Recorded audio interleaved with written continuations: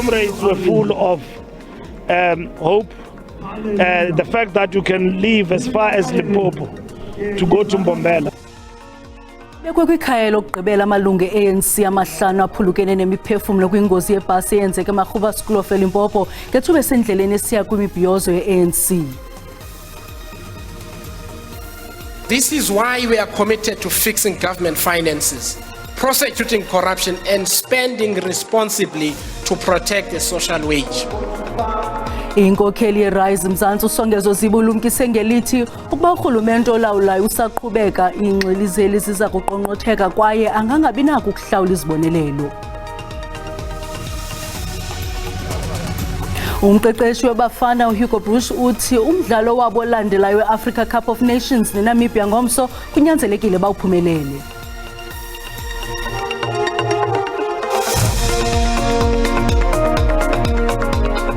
Molweni makhaya samkele nababukeli kwijelo iDTT khongozela November ngokuhlwanje.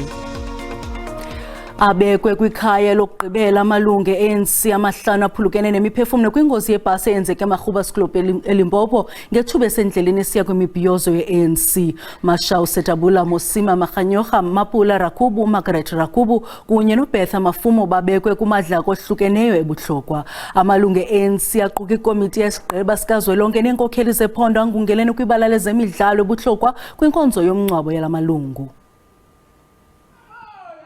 Iintsapho zamaxhoba ginywe yingozi ngethuba esingise kwimibhiyozo ye-ANC. Abaxhasi neenkokheli ze-ANC bagcwalise ibala lezemidlalo i-S11 bezokuthi ndlelantle kulamalungu aphulukene nobomi kwingozi yebhasi kule veki iphelileyo. Bachazwe njengabantu ebebezinikele kwiqela le-ANC. Supporting the ANC, so they love that African National Congress with all their hearts. That's why they died for it. Iintsapho zambise umyalezo wombulelo ngenkxaso ezifumeneyo. The families, I would like to thank all the people that are here, the support that you are keeping on giving us. Osindileyo kule ngozi naye ubulele eliqela ngomsebenzeli wenzileyo oko kwehla lengozi uzokuthi kangoku.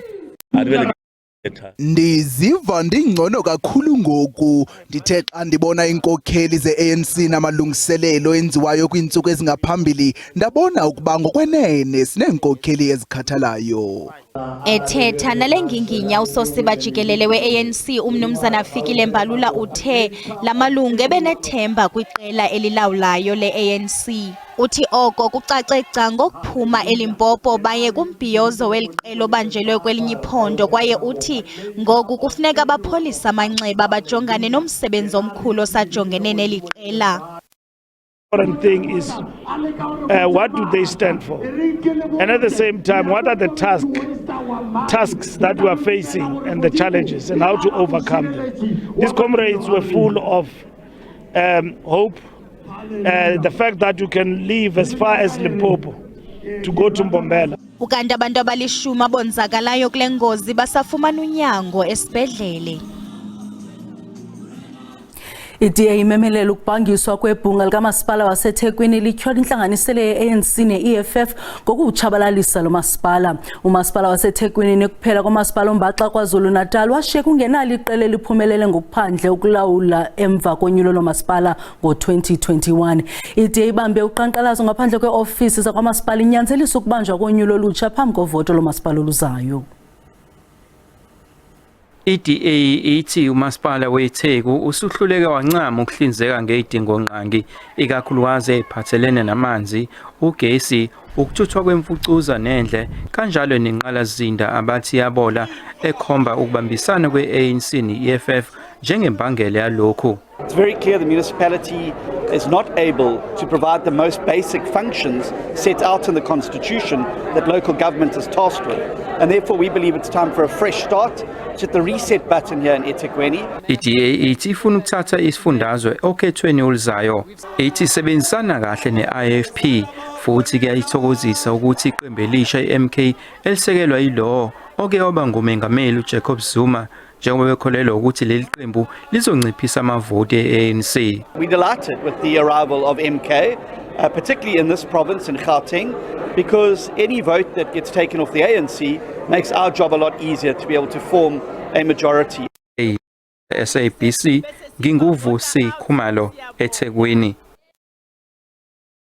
Inkokheli yeRise Mzansi uSongezo Zibi ulumkise abalandeli bakhe nesizwe ngelithi ukuba urhulumente olawulayo usaqhubeka nolawulo inxilizeli zizakuqonqotheka kwaye urhulumente angabinako ukuhlawula izibonelelo. Uzibi utyhola urhulumente we-ANC ngobusela ukuboleka imali ngokungenankathalo kwanenkcitho edlaka-dlaka. Iqela lakhe lithi lizimisela ukuphuhlisa ubunkokheli nolawulo kweli ukuba lingaphumelela kunyulo luzayo. Uzibe bethetha nabo bazimasa umsitho wokusungulwa komqulu wezithembiso walo mbutho i-People's Manifesto eTshwane. Amawakawaka abalandeli beRise Mzansi aqondene kumbindi waseTshwane kumsitho wokusungula umqulu wezithembiso weliqela. Nangona lo mbutho umtsha kodwa uthembisa ngokuza nenguqu kwezopolitiko ukuqala ekulungiseni uqoqosho lweli. Our government's bank account is close to empty while our so-called leaders are living large. So this is why we are committed to fixing government finances, prosecuting corruption and spending responsibly to protect the social wage. Eliqela elivakalisa ukuba linabalandeli abayi-200,000 lithi liza kuqeqesha isigidi solutsha kule minyaka mihlanu izayo libalula ingxaki yoninzi lolutsha olungagqibiyo esikolweni. We will present a fully funded plan to place 1 million additional young people in training within 5 years so they can find work. Ngokuphathelene nomba womhlaba eliqela liphefumlele nje. I come from a village.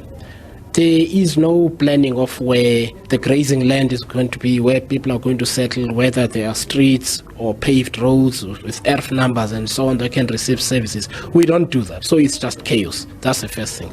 The second thing, if you don't do that, you also don't know where to go and secure land. Kumavolontiya weliqela umsebenzi wokukhweba uluntu ukuba luzibandakanye neRise Mzansi uyaqala ngoku. Umongameli wombutho umkhonto wesizwe umnumzana Jabulani Khumalo uthi akhonto itheni ngokungaphumeleli kwalowa isakuba ngumongameli we-ANC umnumzana Jacob Zuma kutyelelo belicebele eGiyani eMalamulele naseThohoyandou eLimpopo. Umnumzana Khumalo bethetha kwirali yalombutho eMalamulele bekulindeleke ukuba umnumzana Zuma atyelele eLimpopo iintsuku ezimbini ngeliyokugayela inkxaso iqela elitsha i-MK. Amakhulukhulu ombutho i-MK kuyolo luntu eMalamulele vuma amagwijo amemelela kuba wayesakuba ngumongameli we-ANC umnumzana Jacob Zuma abakhokhelele kwinto abathi lilizwe lesithembiso. Khangabone nangetshengelo umnumzana Zuma belindeleke agaleleke izolo eLimpopo. Endaweni yakhe kuze umongameli lombutho omtsha umnumzana Jabulani Khumalo. Utyelelo kamnumzana Zuma beluzaquka ukunyathela kumangcwaba ababesakuba ngamagqala e-ANC umnumzana Collins Shabane noelijoni le-MK uDavid Madala. Kodwa iintsapho zabo zilibeke lacace lokuba umnumzana Zuma hambele kude kumangcwaba ezihlobo zabo.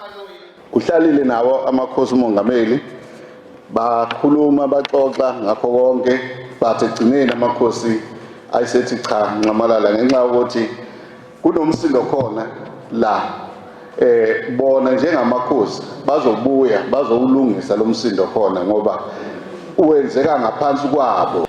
Kwenye icala umile lo mbutho kwelokuba umnumzana Zuma izakuba nguye ubuso nokhokhela iphulo lokugaya inkxaso lalo mbutho nakubeliseleke wangumongameli welizwe izihlandlo ezimbini.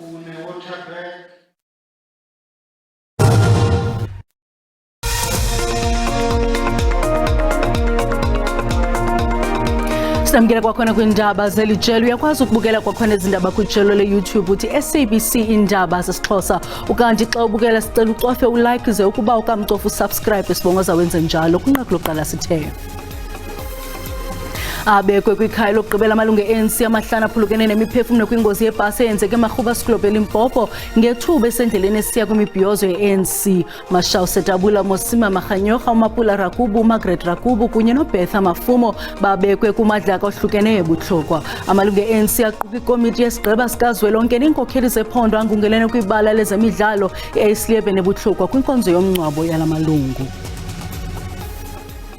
Amalungu ekomiti yesigqeba sikazwelonke kwi-ANC atyelele ikhaya lelungu le-ANC uViolet Siwela eBushbuck Region Mpumalanga nosweleke ngentsasa yangoLwesine. uSiwela bengusihlalo wekomiti yophuhliso lwamashishini asakhasayo ekwangusihlalo wekomiti yamagunya namaqithiqithi eParlamente. Wayefudule ngumphathiswa wozinziso loluntu eMpumalanga. I-ANC imchaze njengomsebenzi obezinikele.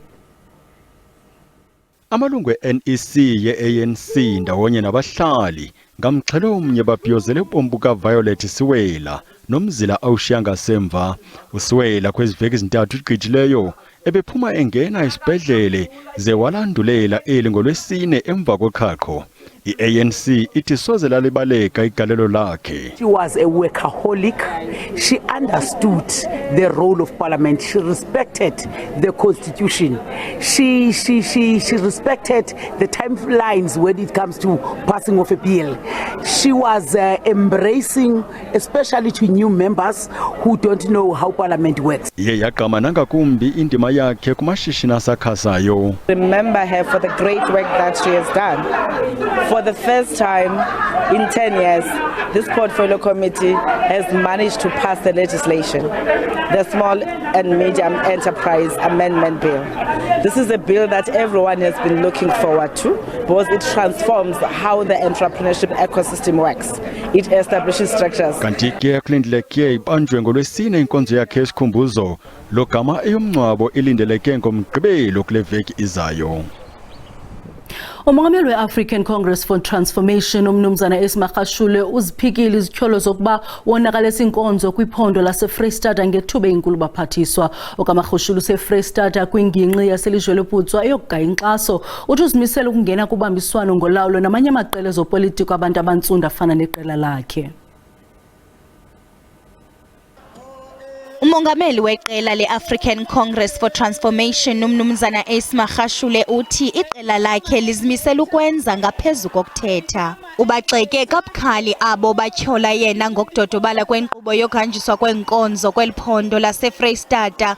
okaMagashule ukholelwa kwelokuba ukudalwa kwemisebenzi ngundoqo uqinisekisa inkululeko egqibeleleyo. 350 is not enough for our people. Our people want jobs. If we give them jobs, they will build their own houses. And that's what ACT is going to do. We don't talk, we act. And you look at the back of our t-shirt, we act against education exclusion, we act against landlessness. Lenkokheli ithi izimisela ukusebenzisana namanye amaqela ezopolitiko amele abantu abantsundu afana neqela lakhe. Like African parties which champion radical economic transformation. We don't want people who are captured by white monopoly, but we'll work with everybody. Abaxhasi beliqela bathi bakholelwa ukuba bafumene ikhaya elitsha lezopolitiko. okaMagashule namanye amalungu e-African Congress for Transformation aza kuhlenyuka kule ngingqi egaya inkxaso kwezi ntsuku zimbalwa zizayo.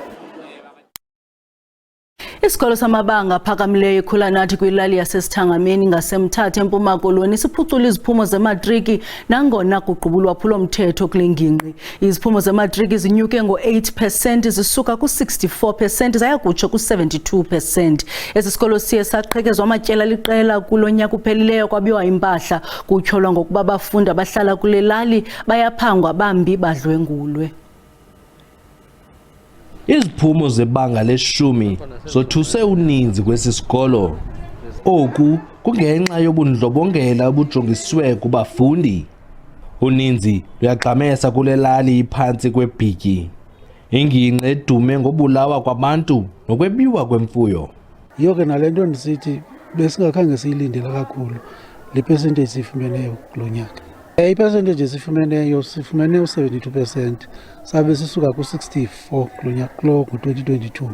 Nanje kunjalo, iKhulanathi ikwazile ukonyusa iziphumo zayo. Abafundi bonwabile bephumelele. Siziva ndonwabe kakhulu ukuba ndipasile kuba khange kube mnandi kona. Kwalapha enyakeni siginxiginxi namagingxisi bemaninzi kodwa sakwazi basiphumelele. Kunjalo nje ndipasile mandibuye nalo ibhatshela bendiyifuna. Akufani noba bendihleli phantsi ndafumana nto. Ngoku ndifuna udlulela ngaphambili ndiyarhala uba iiyunivesithi zindithathe bendiaplayile kona. Ndiyavuya kakhulu ezi results zam bendingazi-expectanga.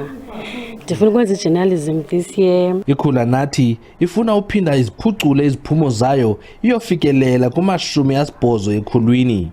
Ndikulwandile Mbulali eMthatha. Ziyakhabana izimvo ngomyinge ka-79.5 weziphumo zematriki eLimpopo zonyaka u-2023. Amanye amaqela ezopolitiko amemelela konyusa umxakatho kuqinisekiswe ukuba kongezwa izixhobo ukuligcina liphezulu iqondo lempumelelo kweli phondo. I-ANC nemanyano yetishala isathu izamkele ezi ziphumo.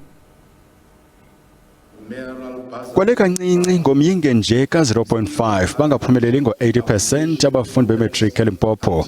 Myinge lowo eliunyeke kule minyaka ingaphaya kweshumi igqithileyo. Le mpumelelo ingakanana iphondo libeke kwintsebenziswano yabo bonke ababandakanyekayo. Zamkelo ke kambe ezi ziphumo yi-ANC na isatu. We are very happy, delighted that after a serious hard work by the deployees of the ANC in our provincial government, we have got these numbers. As SABC Limpopo province, we are extremely delighted by the outcome of the matric results of 2023 that as a province we have achieved. Kanti ke amaqela aphikisayo azamkele ngokwahlukileyo iziphumo ememelela ke uqiniswe inkxaso kwizikolo zasezilalini. The learners were writing exam under pressure of load shedding. The government should feel ashamed of that. Learners received the tablets, they received that, but those things are seen as if they're useless because they cannot even go for internet because of this load shedding. Our schools, especially in the rural areas, need some infrastructure uplifting as well as putting more resources that will aid the learners in achieving even more than what they achieved today. Baqabele kuma-90 amawaka abafundi ebebechophele iimviwo zokuphela konyaka eLimpopo kwaye bangaphaya kwa-74,000 abapasileyo. Urhulumente waseMntla-Ntshona ulumkise uluntu oluhlala ngasemilanjeni nangakumadama ukuba lulumkele imvubu neengwenya. Babongoziwe abahlali ukuba bangasondeli kunxweme lwemilambo namadama aphuphumayo ngenxa yemvula ezimandla zakutshanje. Umlambo i-Elands enye yendawo ekubonwa kuyo ingwenya nekunikezwe ingxelo ngayo ukuba bathi qwa abantu malunga nayo. Crocodiles are now, found, in the deeper areas of the Northwest Province, where they never used to occur, and people must be aware of that. And we always, constantly, inundated with calls about, problem hippos wandering around. Kodwa zikadandalaziswa ilubala izizathu zokuxhaphaka kwezi zilwanyana zamanzi kwezi ndawo ncakasana. One will say that no, perhaps it's not just the climate change issue. Perhaps it's some of these what you call privately kept, animals that are escaping from, where they are kept. But sometimes we do not find any evidence of any escapes in the area. Logama axhomile amaxhala kuluntu oluhlala kufuphi nale milambo kwakuvakaliswa izizilumkiso. Uthi zinobungozi ezi zilwanyana ingakumbi ebantwaneni nanjengoko ingwenya zikwazi ukurhubuluza emhlabeni nakumatyholo. Uthi bayoyika balangazelela uncedo olukhawulezileyo kungekabikho sidumbu. Ukanti abasemagunyeni bacebise abahlali ukuba baziphephe kangangoko iziphaluka zonxweme lwemilambo namadama ukunciphisa umngcipheko wokugagana nezizilwanyana ezingonda ngabo.